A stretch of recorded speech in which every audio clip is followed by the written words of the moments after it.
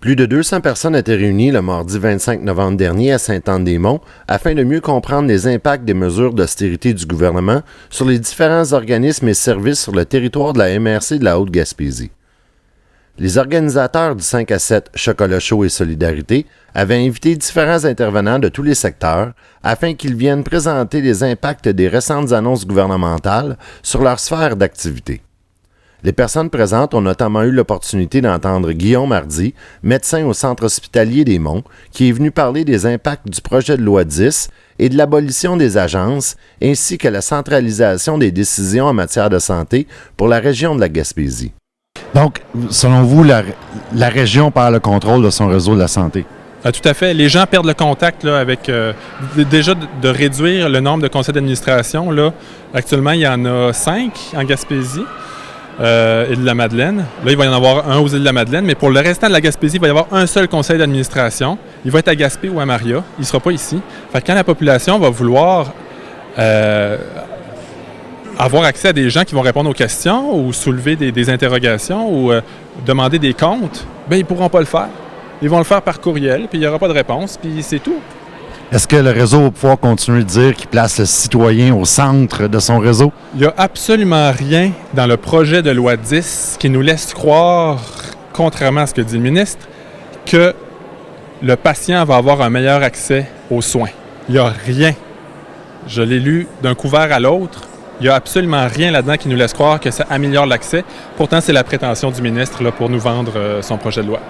Au sein même de l'hôpital, chez vos collègues de tous les secteurs d'activité, comment c'est perçu? Comment on vit l'approche du projet de loi 10?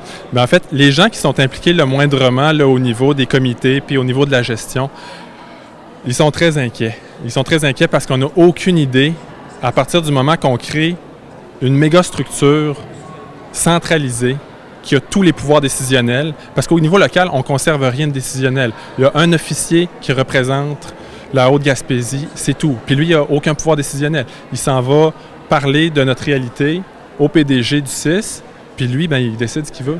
Donc, on n'a aucune idée. Est-ce qu'il va couper des services? Est-ce que c'est fini les accouchements à Sainte-Anne-des-Monts? Est-ce que c'est fini la psychiatrie? Est-ce que c'est fini l'urgence puis la chirurgie?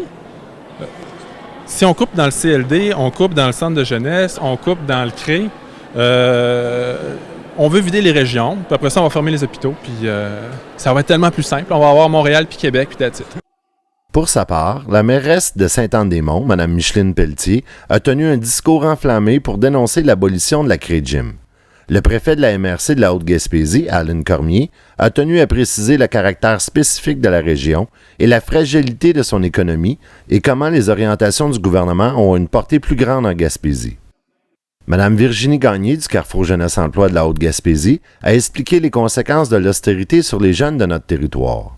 Les Carrefour Jeunesse Emploi verront leur mission changer avec comme résultat une perte de l'accessibilité pour les jeunes de 16 à 35 ans à de nombreux services au niveau de l'employabilité. M. Jacques Mimaud de la CSN de la Gaspésie était également présent. Le représentant syndical n'a pas été tendre à l'égard du gouvernement en dénonçant la fin du tarif fixe pour les services de garde.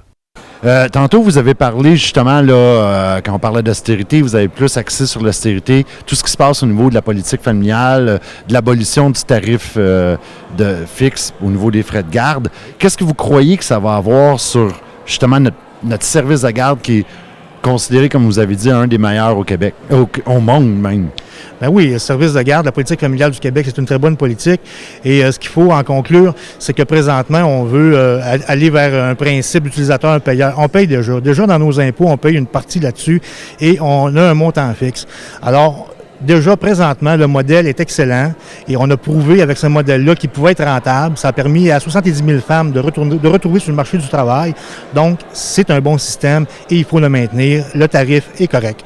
La CSN est évidemment un interlocuteur important au niveau de la scène politique, sociale au Québec. Est-ce que vous avez l'impression que le gouvernement vous écoute quand vous leur envoyez des messages, quand vous leur parlez? Bien, aujourd'hui, Martin Coiteux nous a envoyé un message, c'est clair. Il nous a invités à l'appuyer. Je pense pas que ça va arriver, là. Regardez, il nous avait... Philippe Couillard avait dit au départ qu'il était ouvert au dialogue avant les élections. Il n'y en a pas de dialogue. On est dans un monologue présentement. On s'en va présentement là, en négociation dans le secteur public. Là. Ça veut dire négocier les conventions collectives là, avec les travailleurs du secteur public parapublic. Alors, il nous a avisé aujourd'hui, M. Coiteux, que ça serait non. Il n'y aura pas de négo parce qu'il faut faire notre part, nous autres aussi. Mais on voit présentement que les travailleurs qui travaillent dans le secteur public, on gagne moins cher par année que ceux qui travaillent dans le secteur privé. Et c'est ça l'objectif du gouvernement, c'est d'aller chercher du secteur privé, là, dans le fond. Là. Dans le fond, ce qui est menacé, par exemple, dans le loi 10, là, c'est les buanderies. Ceux qui travaillent sur le ménage, hein, on va faire affaire au privé. La cafétéria. Alors ça, c'est tous des emplois qui sont présentement menacés. On l'a vu, là, présentement, dans un C3S, là, le gazon, là, c'est plus des travailleurs qui le font de l'hôpital. Hein, c'est du privé. Les ouvriers spécialisés, ça, c'est une longue lutte des ouvriers spécialisés. Un ouvrier spécialisé, c'est un peintre, c'est un menuisier dans un hôpital. Aujourd'hui, on fait affaire au privé. Quand les gens s'en vont à la retraite, on ne les remplace pas. Alors, qui on fait appel? On fait appel à un peintre privé qui coûte encore plus cher.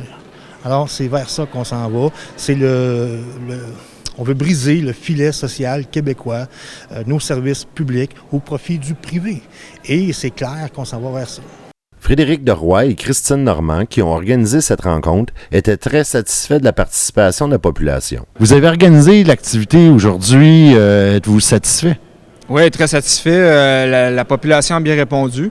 On avait un peu plus de 200 personnes, je pense, dans l'église.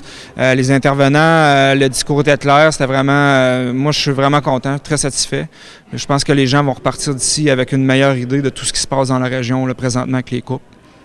Avez-vous l'impression qu'au-delà des inquiétudes des gens, il y a comme un peu une attitude de solidarité qui est en train de s'installer tranquillement en région? Moi, je pense que oui. Je pense que les Gaspésiens sont naturellement